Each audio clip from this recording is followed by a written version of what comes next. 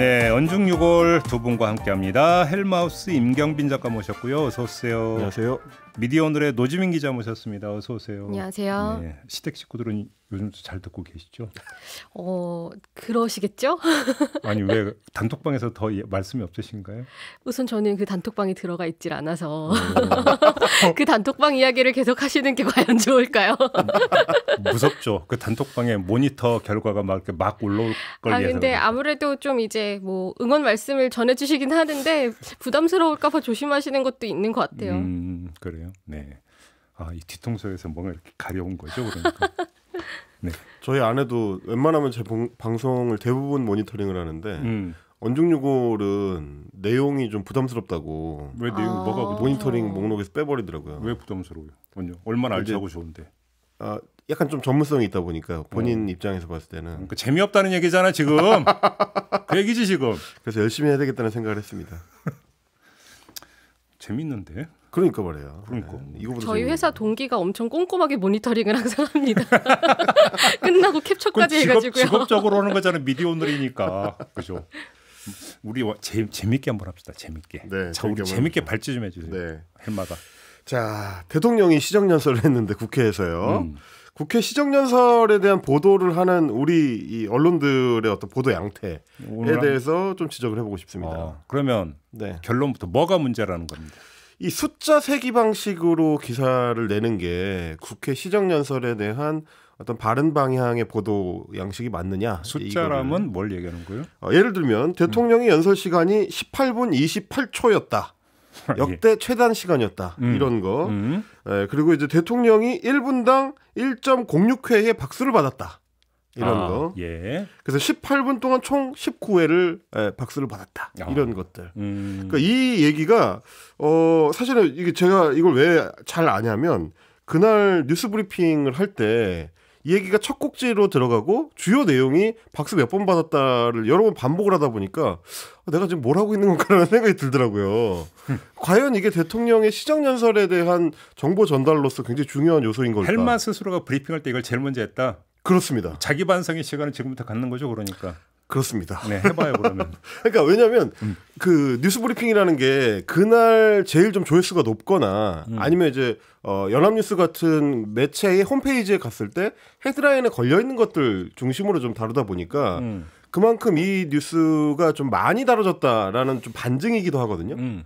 그래서 그날도 어땠는지를 쭉 다시 돌아보니까 뭐 서울신문, 이데일리, 디지털타임즈, 뭐 경북일보 이런 식으로 쭉 해가지고 제가 다른 신문들이 어떻게 보도했는지를 연합뉴스하고 비교해 봤는데도 역시 마찬가지로 대부분의 보도들이 윤석열 대통령 18분 최단 시간 연설, 여당 19번 박수로 환호성 이런 식으로 이제 많이 보도를 했더라고요. 자, 여기에 이제 딱 하면 나오는 평가는 이미 딱 정해져 있는 거 아니겠습니까? 노주민 기자, 그죠? 네, 그렇죠. 근데 사실 뭐 저도 하나 고백을 해보자면 그나마 조금 다행이었던 것은 이걸 좀 발제했다고 어제 듣고 나서 나 박수를 썼나? 이 생각을 먼저 하게 되는 거예요. 얼마나 이게 관성적으로 쓰이고 있는지가 조금 이게 제 몸으로 체감한 사례인데. 오늘 재밌게 하자는데 왜 이렇게 반성 모드로 진지하게 하는 건데 지금. 기자들이 반성하는 거 재밌어 하십니다.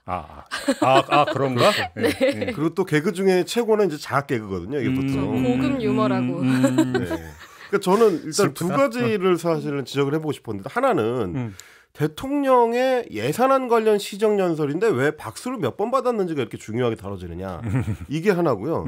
그리고 왜 연합뉴스에서 그렇게 방향을 잡고 써버리면 대부분의 매체들이 시정연설 보도를 할 때 똑같이 쓰느냐. 이거예요. 받아서 그냥 보도하니까. 그러니까요. 그러니까 이게 통신사 기사니까 그냥 받아서 그냥 올리죠. 그렇죠. 이게 기준 중에 있잖아요. 뭐 많은 매체들이 연합이 썼냐 이걸 물어본다고 하거든요. 데스크가. 네. 중요한데 그러니까 이게 이제 일보로 나가는 보도들 같으면 통신사에서 나간 보도를 받아서 그냥 쓰는 경우들이 많으니까 카피앤페이스트니까 이제 그런 경우들은 많은데 이 지금 박수 횟수 보도 같은 경우는 다음날 지면에도 그대로 활용이 됐거든요. 그거는 이제 데스킹을 거쳐서 보도의 논조를 다듬은 뒤에 나가는 보도인데도 불구하고 역시 이게 중요하게 다뤄졌다. 그러니까 우리가 여기서 그러면 이제 질문 던져. 왜 그러면 이걸 선호하느냐? 이거 답이 있잖아요. 팔리니까. 그렇죠. 그러면 거꾸로. 그러면 본 내용, 그럼 핵심은 예산안 시정 연설이니까 그러면 그 지금 내년 예산안에 대해서 윤석열 대통령이 어디에 방점을 뒀고 예산 내용이 어떻게 돼 있고 이런 것들은 이제 정통으로 다뤄야 된다는 거잖아요. 얘기는 정통이죠, 네. 안 팔리니까. 그렇죠. 사실 그런 기사는 길고 재미가 없기는 한데 재미가 없고 복잡하고 이제 머리 그러니까 뭐 여기서 이제 스팀 올라오고 막 이러니까 안 팔리니까. 근데 아까 뭐 잠깐 말씀을 하신 것도 있지만 이게 그래도 나름대로 공을 들인 속보가 될 수 있는 기사이거든요. 기자들 숫자가? 입장에서는. 셌기 그렇죠? 때문에. 그러니까 뭐 예를 들어서 예. 항상 반복되는 그런 형식들이 있잖아요. 뭐 연설을 했을 때 예를 들어 대통령 연설에 무슨 단어가 몇 번 나왔느냐 이런 것처럼 그 자료가 그러니까 몇 번 정치 나오냐. 보도의 한 형태로 굳어져 버린 거죠, 이게. 그러니까 이걸 이제 그 전문 용어로 하면 수박 겉핥기식 스케치 보도. 그렇습니다. 뭐 이쯤 되겠죠. 그렇죠? 그런데 이제 제가 이제 숫자를 거론하는 이유는 마치 그 박수 횟수를 세거나 아니면 특정 단어가 몇 번 나왔는지를 분류해가지고 횟수를 이제 소개하는 걸 보면 전문성이 있는 것처럼 포장할 수도 있다는 측면이에요. 그거 신박하다. 무슨 얘기예요? 그러니까 예를 들면 협조라는 단어가 몇 번 나왔다. 협력이라는 단어가 몇 번 나왔다. 아 거기서 윤석열 대통령의 태도를 엿볼 수 있다. 협치는 뭐 아예 언급이 되지 않았다. 이런 식의 보도가 이번에 진짜 많이 나왔는데 저는 가장 좀 의아했던 것 중에 물론 이제 대통령이 취임사 때나 이런 때는 협치라는 단어를 썼는데 이번에는 유독 협치라는 단어를 아예 사용을 안 하고 협조 협력 위주로 갔다는 거를 이제 의미망 분석으로 할 수도 있는데 근데 또 엄밀히 따져보면 국회하고 협조하겠다 협력하겠다라는 취지가 협치하고 다르냐 하면 또 애매하거든요. 그게 굉장히 엄밀하게 따질 수 있는 측면이냐 하면 또 애매한데 그럼에도 불구하고 숫자로 제시를 했을 때 독자들이 좀 더 이 기사가 공을 좀 들이고 좀 분석적이고 정량적인 측면들로 인해서 이제 객관성을 추구했다라는 것처럼 보이는 외향적으로는 그렇게 보이는 측면이 있다는 거예요. 뭐 이게 객관성이야. 아 그러니까요. 저는 그게 객관적으로 생각하지 않는데 네. 숫자로 제시하니까 이건 제가 그냥 주관적으로 판단한 게 아니고 측정을 해봤을 때 이런 측면들로 보여집니다라고 하는 게 조금 더 신빙성을 획득하기 쉽다고 느끼는 건가 그런 생각이 드는 거예요. 이게 지금 진행자의 어떤 덕목에서 일탈한 건데 갑자기 급 궁금해지는 게 하나 생겼어요. 네. 지금 숫자 얘기라니까. 어제 비상경제 민생회의 시청률이 몇 프로 나왔나? 시청률이요? 유튜브로 생중계되지 않았나요? 아니 무슨 얘기 정권이 그러네요? 틀었는데 뭔 소리 하는 거야. 궁금해지긴 하네요. 제가 저도 TV로 체크는 봤는데. 못 해봤는데. 아 그걸 못 챙겼네. 그걸 확인은 못했는데 근데 이제 저는 그건 봤어요. 비상경제 대책회의 그 유튜브 들어갔을 때 실시간으로 몇 명 보고 있는지는 나오는데 제 방송보다 적었습니다. 이러면 또 지금 끼워 팔고 있잖아요. 그만큼 제 방송이 뭔데? 제 방송이 뭔데 지금? 인기가 높지 않았다. 제가 다른 브리핑을 제가 하는 딱 것보다 높지 홍보기에 않았다. 5초 줄게. 방송 이름이 뭔데? 다른 방송사 거는 얘기를 하기는 좀 MBC에서 아 괜찮아요. 저희는 개방적인 태도예요. 근데 저는 그 박수 보도도 의미가 있을 수 있다고 보거든요. 그러니까 어제 박수를 친 게 어느 당 의원이었는지를 보면 아니, 정의당 의원들이 좀 있긴 있었겠네요. 그런데 어쨌든 민주당 같은 경우는 보이콧을 한 거고 정의당 같은 경우는 팻말을 들고 있었고 박수 그리고 못 쳤다 이렇게 들고 있어서 뭐 그걸 제가 직접 보지는 않았습니다만 그렇게 열성적으로 박수를 쳐줄 스탠스의 정당은 아니죠. 그리고 이제 여당 의원들이 들어가서 박수를 열심히 쳤는데 그게 보여주는 의미가 있을 거란 말이죠. 이런 걸 같이 연결해서 분석을 충분히 할 수 있는 보도라고는 생각이 되거든요. 그런데 문제는 이것만 너무 많았다라는 거를 좀 짚어보면 좋을 것 같고 이걸 헬마우스가 말씀을 하시는 것 같다는 생각이 드네요. 네. 그러니까 저는 1차적으로는 그러면 우리만 유독 이런가 싶어가지고 미국도 이제 대통령의 의회 연설이 굉장히 좀 비중 있는 정치 이벤트니까 봤어요. 근데 이제 미국도 뭐 제가 오늘 가져온 건 이제 폭스라는 이제 인터넷 매체인데 유명한 매체죠. 네. 그리고 이제 좀 비주얼적으로 접근을 많이 하는 매체라서 여기서도 트럼프 대통령 시절에 의회 연설에 대해서 박수와 관련해서 분석한 보도들이 있더라고요. 다른 매체들도 물론 많이 있지만 제가 이 매체의 보도에 주목했던 이유가 이거를 아예 그 타임라인을 쭉 분석을 해가지고 트럼프 대통령이 입장할 때 기립박수가 몇 초 동안 나왔다. 그리고 뭐 어떤 단어를 언급했을 때 몇 초 박수가 나왔고 어떤 단어를 언급했을 때 몇 초 박수가 나왔다. 이런 식으로 좀 분류를 했더라고요. 박수 횟수만이 아니라 그렇습니다. 박수 시간까지. 여기는 횟수는 별로 그렇게 중요하게 안 보고 기립박수의 그 시간이 몇 초였느냐 이걸 되게 이제 중요하게 보더라고요. 미국 같은 경우는. 잠깐만요. 네. 연합뉴스 TV 기준으로 시청률이 0.9%였대요. 안타깝네요. 네. 제가 어제 연합뉴스 TV로 봤는데. 근데 연합뉴스 TV 기준으로 시청률 0.9%면 그냥 약간 평이한 것보다 조금 덜 나온.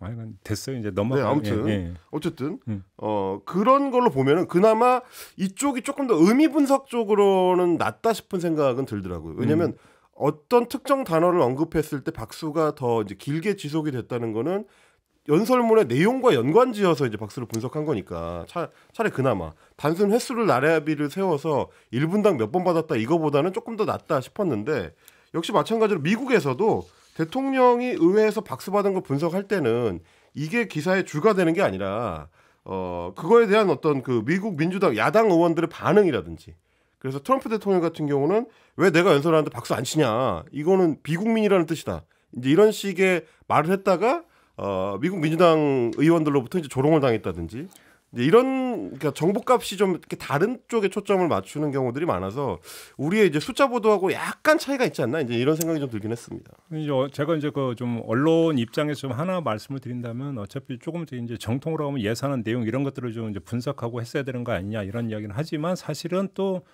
그 국회 이제 새해 예산안이 넘어간 게 8월 말인가요? 9월 초인가 이렇게 되고 예산안이 발표가 됐을 때 이미 다 다뤘기 때문에 뭘 또 다루냐? 뭐 언론 입장에서 이렇게 얘기할 수도 있지 않을까 싶은 생각이 좀 드네요. 어떻게 생각하십니까?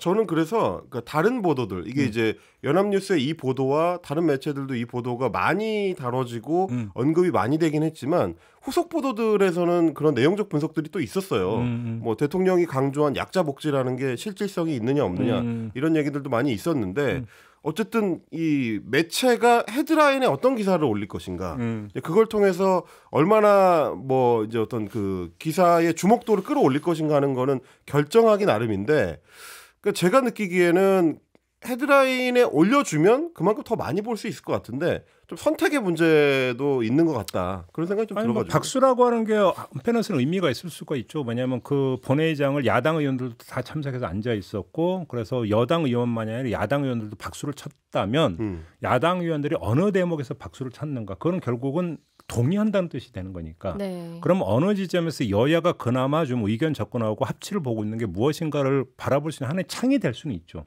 그런 점에서는 박수 보도라는 게 의미가 있을 수가 있는데 조금 전에 노지민 기자가 그래서 중요한 점을 제기해 준 게 어느 의원들이 박수를 쳤느냐가 중요하다. 그렇죠? 그러면 집권여당 의원들의 박수라고 한다면 거기서 특별한 맥락을 읽어내기는 쉽지가 않을 수 있다. 네. 바로 그 점 아니겠어요?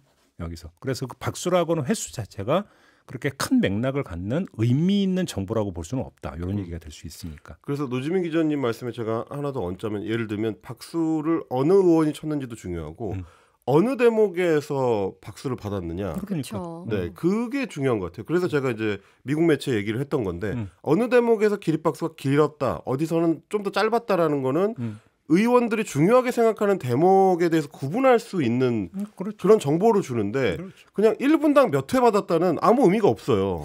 그리고 사실 1분당 몇 회 받은 거면 의미를 찾을 수가 없을 만큼 너무 자주 친 그렇죠. 거라서 네, 오히려 그걸 짚어줘도 재밌었겠다라는 생각이 드네요. 이 박수를 대체 왜 쳤는가. 그렇죠. 그런 생각이 좀 들었습니다.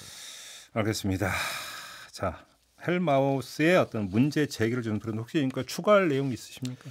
뭐 하나만 더 말씀드리자면 이번에 이제 시정연설 관련해서 그 또 주목받았던 보도 중에 하나가 헌정사상 최초라는 발언들. 불참. 네. 대통령이 이제 이번 반쪽 시정연설, 그러니까 야당이 참여 안 한 거를 두고 좋은 관례를 깬 헌정사상 최초의 사건이다. 이제 이런 식의 표현을 해서 그게 많이 보도가 됐고요. 거기에 대해서 이제 민주당에서도 반대로 대통령이 야당을 향해서 막말을 하는 거에 헌정사상 최초다. 이런 식의 이제 반박이 이어졌는데, 근데 이제 저는 대통령의 발언을 보도할 때도 그 시정연설에 대한 야당의 비토는 물론 민주당이 이번에 한 것처럼 아예 참석을 안 하는 방식도 있지만 참석을 한 뒤에도 비토를 그동안 많이 했었거든요. 뭐 지난 2019년에 문재인 대통령 같은 경우는 민경훈 의원이 뭐 이렇게 X자를 그려 보인다든지. 근데 이제 참석을 해서 X자를 그리는 게 대통령한테 더 모욕적이냐, 아예 출석을 안 하는 게 더 모욕적이냐, 이거는 가치 판단에 따라서 좀 달라질 수도 있을 것 같아서 헌정사상 최초도 중요하지만 그런 맥락들도 좀 같이 소개가 됐었으면 좋았겠다. 네, 그런 생각이 좀 들었습니다. 근데 저는 이제 뭐 하여간 시정연설도 시정연설인데 법적 기한이 12월 2일까지 지켜서 여야가 합의가 도출이 될지도 사실은 더 궁금한 건 사실 그 부분이거든요. 그렇게 되지 못하면 어떻게 되느냐? 그러면 정부 원안이 이제 본회의 표결에 올라가게 될 텐데, 그럼 거기서 처리가 될 가능성은 별로 없잖아요. 그때까지 만약에 합의를 보지 못한다라고 그렇습니다. 한다면, 그러면 어떻게 되느냐? 근데 또 그렇게 또 비상이라고 볼 수 없는 게 기한 내 합의 처리한 적이 거의 없기 때문에 최근 한 6, 7년 사이 한 번인가밖에 없었다고 보죠 아마. 심지어 기한이 정해져 있는데도요. 12월 2일로 돼 있어요. 네. 그러니까 그래서 오히려 이제 거기에 더 이제 관심사고 뭐 준 예산까지 벌써 이야기가 나오는데 그런 극단적인 사태까지 정말 갈지 사실 이게 더 이제 궁금한 대목 아니겠습니까? 왜 그러냐면 그렇게 가버리면 이제 국장에서 이제 집행에 대한 어떤 예산인 그 집행이 올스톱된다는 이야기가 되는 거가 돼버리니까. 그렇죠. 미국에서 이제 종종 봤던 장면들 아니겠습니까? 소위 이제 셧다운이죠, 미국식으로. 그렇죠. 네. 근데 지금 이제 어떤 그 여야 어떤 대치 상황을 보면 뭐 그런 가능성도 배제할 수가 없는데 아무튼 근데 이제 과정에서 어떻게 또 이제 그 물밑 협상은 좀 있지 않겠습니까? 또 그래야 되는 거고 어디까지 이제 그 정기국 분위기가 이 냉랭한 분위기가 어디까지 갈지 이것도 사실 좀 궁금한 대목이긴 맞습니다. 알겠습니다. 자 이렇게 마무리하고요. 이번엔 노지민 기자의 발제를 들어보겠습니다. 어떤 내용입니까? 네, 어제 헌법재판소에서 좀 중요한 결정들이 좀 있었습니다. 근데 오늘 일간지 기준으로 보니까 이건 소개가 좀 안 됐길래 뭐 어제도 그렇고 좀 얘기를 해봐야겠다라고 가져온 게 있거든요. 네. 그 아동학대 가해자의 실명 등을 보도하는 게 원래는 지금 처벌 조항이거든요. 그런데 이 처벌법에 대해서 헌법재판소가 합헌이다. 네. 이 법을 유지해야 된다라고 판결을 했습니다. 근데 이게 시작된 이유를 찾아보면 2019년까지 거슬러 올라가거든요. JTBC가 그 당시에 피겨스케이팅 코치의 아동학대 가해 사실을 보도를 하면서 그 코치의 실명과 사진 그리고 영상까지 이렇게 공개를 했는데 가해자가 자신의 얼굴과 실명을 공개한 게 아동학대 처벌법을 위반을 했다라고 고소를 한 사건이 있었습니다. 가해자가 고소를 했어요. 네. 그런데 이게 실제로 법적 근거가 있는 사안이죠. 이 아동학대 처벌법 35조 2항을 보면은 뭐 신문이나 방송에서 그 아동학대 피해자뿐만이 아니라 이 행위자에 대해서도 특정해서 보도를 하면 안 된다라고 규정을 하고 또 위반을 하면은 벌금에 처할 수 있다고 돼 있거든요. 그게 이제 아마 그 취지가 이런 걸 거예요. 가해자의 신원이 공개가 되면 가해자의 행동 반경이 나와버리기 때문에 그렇죠. 피해자를 추정할 수 있다라고. 그 피해자의 신원이 노출될 수 있다는 우려 이것 때문 아닙니까? 네. 그래서 궁극적으로는 피해 아동을 위한 보호 목적으로 제정된 법인데 이걸 오히려 가해자가 이용하는 형식으로 고소가 이루어지고 또 손석희 사장 같은 경우는 또 벌금형을 받았거든요. 그건 참 그러니까 가해자가 그렇죠. 하여간요. 그런데. 네. 그리고 이 벌금형을 받았는데 손석희 사장 같은 경우는 벌금형을 받아들였고 이제 JTBC 기자 같은 경우는 이걸 정식 재판을 청구하면서 그 사건을 맡은 재판부가 위헌법률 심판 제청을 하면서 이번에 이르게 된 겁니다. 헌재로 네. 가져간 거죠. 네, 맞습니다. 그런데 이게 그래서 계속 논란의 여지가 남아있는 조항이었어요.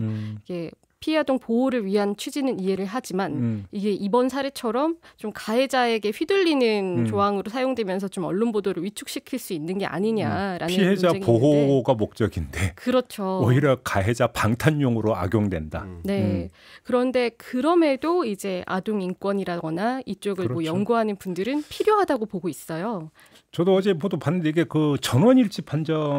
네, 맞습니다. 전원일치 의견으로 합헌 결정을 했죠. 몇 대 몇이 아니라 전원이 또 이거 합헌 판단을 내렸다는 건데 네. 두 분은 어떻게 이 결정을 어떻게 평가를 하세요? 우선 저 같은 경우는 뭐 아쉬운 부분이 당연히 언론 입장에서는 있겠지만 필요한 결정이었다라는 입장은 가지고 있거든요.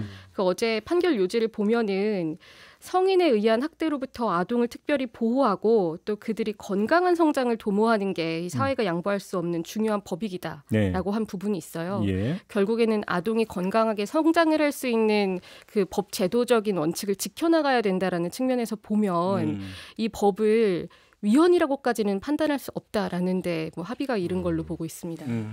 저는 이제 그 생각이 들더라고요. 지금 이제 결국 이제 가해자의 신상 정보를 공개하는 게 일종의 처벌적인 측면으로 이제 받아들여지는 거. 시청자들이나 혹은 뭐 일반 시민들 입장에서는 가해자의 얼굴을 공개하는 것 자체가 처벌 중에 하나로 이제 받아들여지는 측면이 있기 때문에 가해자가 그거에 대해서 이제 저항하거나 이렇게 오히려 이제 법적 조치를 반대로 취할 경우에 더 어떻게 보면 뭐랄까 좀 괘씸해하는 그런 측면들이 좀 있는 것 같은데 그 생각이 얼른 들더라고요. 그러니까 피해 아동이 사망을 해서 더 이상 아이가 어떤 보상을 받거나 혹은 뭐 그 뒤의 삶에 대해서 이제 걱정을 아예 할 수 없게 되는 이제 안타까운 상황이 됐을 때는 가해자를 신상을 공개하더라도 피해 아동한테 가는 영향이 이제 더 이상 발생하지 않는 거라. 근데 그건 좀 그 약간 경우에는 좀 가능할지 케이스가 모르겠는데. 좀 다를 수가 있을 것 같아요. 네. 예를 들어서 좀 약간 그때는 살인 사건이 있었다. 네. 그래서 살인 사건이 있었고 가해자의 신원을 공개해야 되느냐 말아야 되느냐에 있어서 가해자의 신원이 공개가 되면 피해자가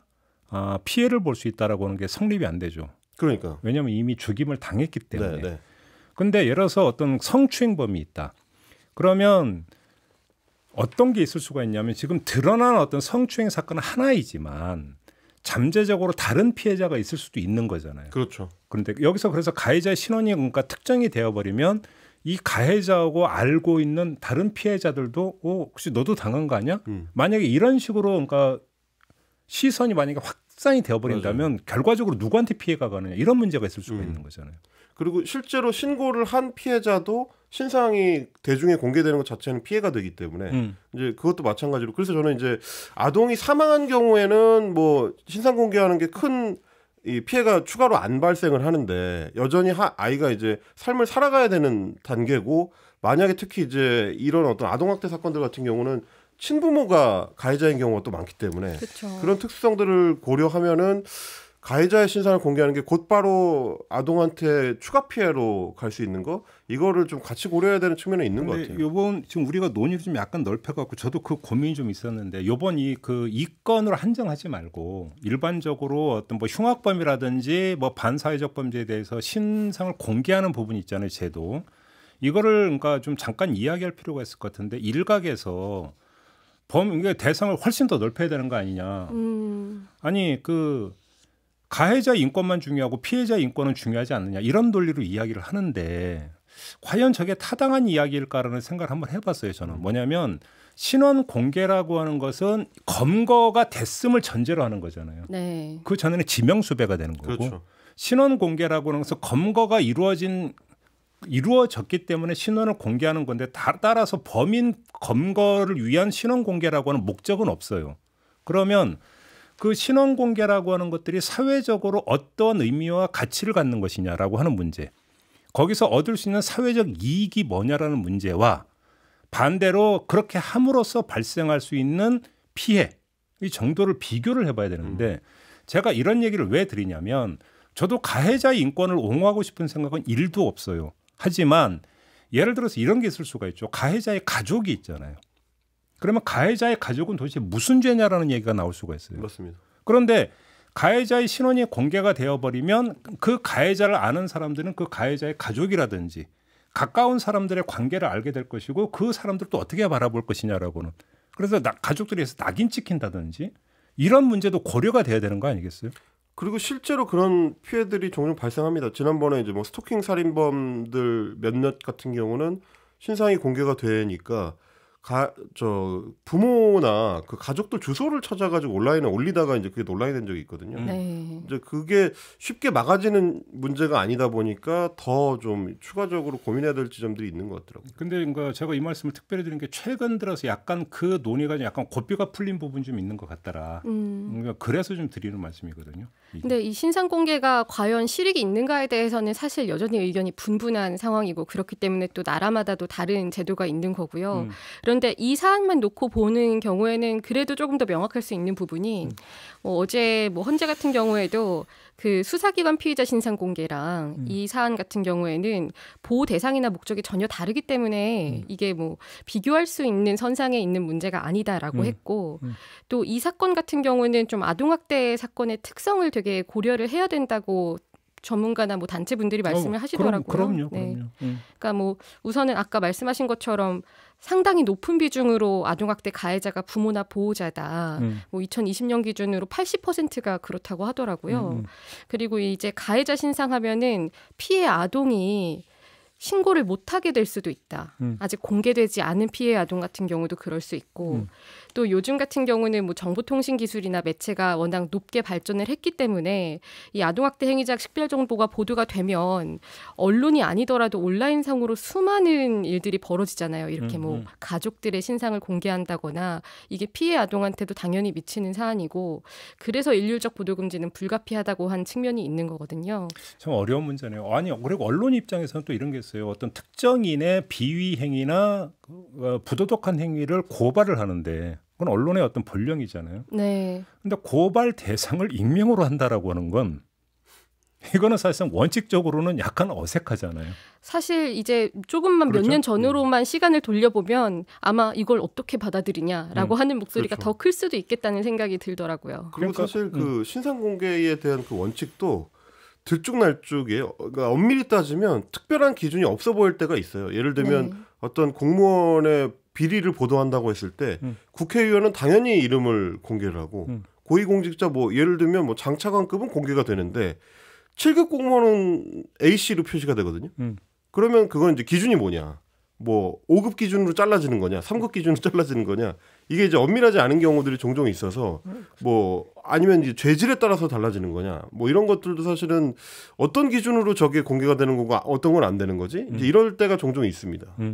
그렇죠. 이제 그게 이제 근데 고발되는 내용이 공적인 사안과 관련된 것이냐, 사적인 부분이냐, 또 이런 것도 있을 수가 있겠죠. 그리고 그렇죠. 이게 신상을 공개함으로써 추가 피해를 막을 수 있느냐도 중요한 부분인데 그래서 JTBC 보도로 좀 다시 돌아가 보면 이 보도를 어떻게 평가할 거냐에 대해서는 좀 과제로 남은 부분이 있는 것 같거든요. 그러니까요. 이게 JTBC 같은 경우는 사실 보호자나 뭐 양육자에 대한 보도는 아니었잖아요. 가해자가.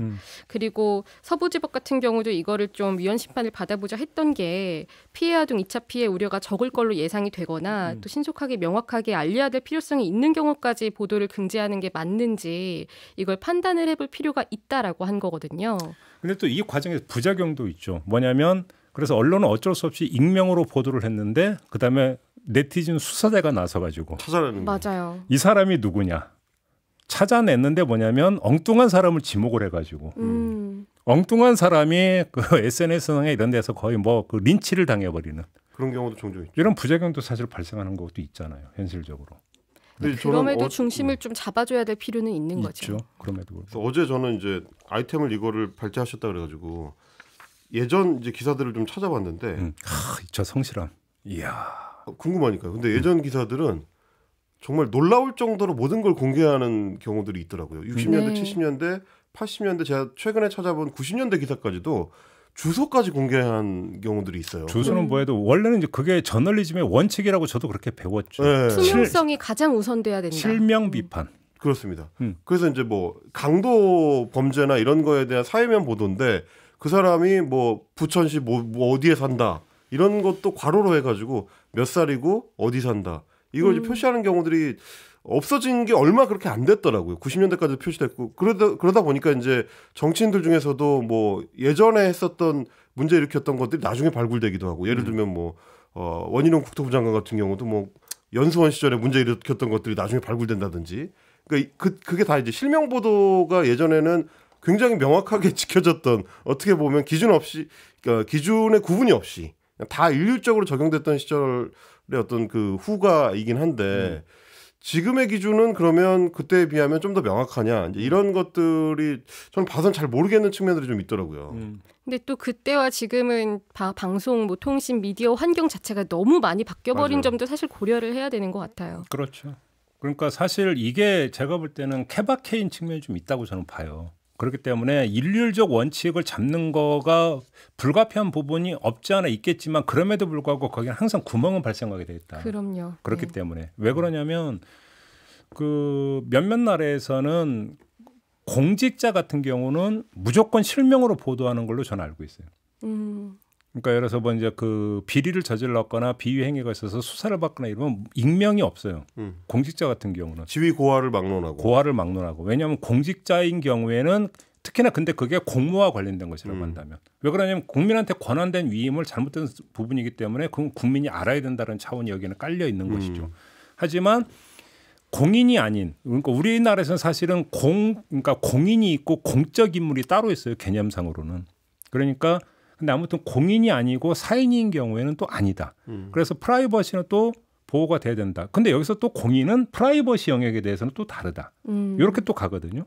프라이버시 영역. 공인에게도 그러니까 개인적 사생활이 있는 것이니까 이 부분 같은 경우 또 다르게 접근한다라는 것이 있고. 근데 오늘 우리가 이야기하는 것의 가장 기본은 그런 것을 보도함으로써 엉뚱한 다른 피해자가 발생하는 경우 딱 요거로 한정이 되는 것이잖아요. 그렇죠. 근데 사실 이거는 제가 볼 때는 어느 정도는 가늠할 수 있는 거 아닌가요?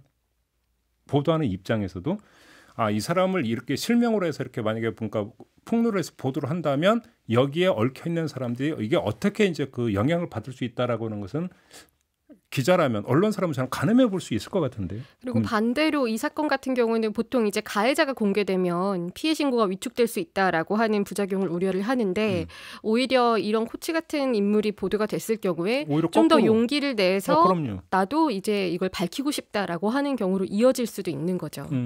그래서 참 이게 어려운 문제라고 계속 얘기를 할 수밖에 없는 게 원칙에 대해서는 공감을 하지만 이 사안별로는 판단을 좀 달리해야 될 측면이 있는 거고 이 언론의 보도 문제를 지적하는 여러 연구 논문 같은 것들을 좀 봤는데 그중에서도 어쨌든 기자들이 상황과 판단에 따라서 적합하는 걸 적절히 드러내는 방법을 논의해야 한다고 좀 과제를 언론에 던져놓거든요. 근데 제가 볼 때는 아무튼 처음으로 돌아가서 헌재의 판단은 저는 그거라고 봐요. 그러니까 이 법조계에서 아주 멋있게 하는 말이 있잖아요. 범인 10명을 놓치더라도 억울한 피해자 1명은 발생하면 안 된다. 그 취지의 어떤 판단이라고 보면 되는 거 아닙니까? 그렇죠. 그리고 그런 취지 자체에 대해서는 우리가 부정할 수는 없잖아요. 네. 그렇잖아요. 이게 물론 그 보도라고 하는 게 공익을 위한 보도라고 하는 것들을 다 전제를 깔고 있지만 공익을 위한 보도라고 하는 것에 그러면 특정인의 어떤 그 자신의 어떤 일상생활이 저당 잡히는 경우라면 그걸 누가 용인을 하겠어요? 그 당사자 입장에서는 그건 아닐 수 있는 거잖아요. 네. 그렇게밖에는 이야기를 못 하겠는데요, 제 입장에서. 그렇지 않나요? 이게 참 신상 공개라는 것만 놓고 보면은 이야기가 여러 갈래로 너무 뻗어나갈 수 있는데 이 사안으로 다시 정말 돌아가 보면은 언론이 보도를 할 때 예를 들어서 아동학대도 그렇지만 성범죄 같은 보도들도 우선순위를 헷갈린단 말이에요. 우리가 정말 나쁜 놈들을 고발하고 실명을 드러내서 사회적으로도 이런 사실을 알려야 된다라고 하는 것보다 오히려 좀 자제하고 갔을 때 실질적인 장기적인 피해 회복에 더 도움이 될 수 있다는 걸 봐야 되는데 지금 아직 피해 회복을 위해서 언론이 어떻게 보도를 해야 되는지까지는 성숙되지 않은 단계인 거고 이게 좀 사안이 다르지만 예전에 한창 미투 국면 같은 경우에도 피해자가 드러나게 하는 게 맞다고 했지만 나중에 후속 논의를 통해서 이게 부적절했다라고 판단이 되는 경우들도 있었잖아요. 그러니까 이런 그 우선순위 같은 걸 같이 판단을 좀 더 앞으로 해나가야 될 것 같습니다. 그리고 그러니까 이렇게 하다 보니까 사실은 여기서 꼼수가 나오는 것도 우리가 종종 보잖아요. 이름 석자만 안 밝혔지 사실은 네. 누구나 추정할 수 있게 밑자락 쫙 깔아버리는 보도 있잖아요. 누구나 추정할 수 있게. 그죠? 그럴 바에는 이라고 하는 얘기가 나올 수밖에 없는데 그렇죠. 그죠? 근데 할 거면 그런 꼼수는 부리지 말자. 그죠? 언론사 입장에서는 그게 뭡니까 그게? 좀 더 솔직할 필요도 있을 것 같아요. 지금 가해자 보도를 할 때 물론 정말 알려야 되는 경우도 있겠지만 이 가해자 보도를 하는 게 정말 피해자를 위한 건지 기사를 많이 보길 바라서인지 이것도 좀 솔직해져야죠. 이래서 이제 그 헬마라고 하는 이름만 밝히지 않았지 김종배의 시선집중 유튜브 연장 방송에서 일주일에 한 번씩 나와서 언론 문제를 다루는 사람. 그러면 특정이 되는 거죠, 사실. 이런 식의 보도가 많다니까. 네, 맞아요. 그렇죠. 그러니까 이런 꼼수는 부리지 말라라는 거죠. 그죠? 결론은 이 정도로밖에 못 내리겠네요. 참 어려운 문제입니다, 정말로. 네, 그 JTBC 보도에 대해서 앞으로 이어질 판단도 좀 주목을 해봐야 될 것 같습니다. 그러게요, 알겠습니다. 저는 오늘 이슈로만 좁혀서 보면 아동학대 그 중에서도 이제 부모가 이 가해자인 경우에는 아동의 삶이 그 뒤로도 계속된다는 거를 언론들이 좀 같이 생각을 해줘야 될 것 같아요. 이게 어쨌든 그 가해자가 처벌을 받더라도 처벌을 다 끝내고 나면 다시 집으로 돌아와서 아이와 함께 살아야 된다는 거. 그때 아이는 어떻게 해야 되는가를 같이 고민해야 보도할 때 여기까지는 하고 여기까지는 말아야 된다는 걸 분명히 인식할 수 있지 않을까 그런 생각입니다. 특히는 이런 게 이제 카더라라고 하는 것들이 거의 어떤 사회적 SNS라고 하는 기본망을 통해서 너무나 활성화되어 있는 시점이다 보니까 거기서 나올 수 있는 부작용은 더 클 수가 있는 거죠. 요즘은 좀 고려를 할 필요가 있다. 이런 말씀을 드리면서 오늘 언중요골은 마무리하도록 하겠습니다. 두 분 수고하셨고요. 네, 네. 저도 물러가도록 하겠습니다. 고맙습니다. 고맙습니다. 감사합니다.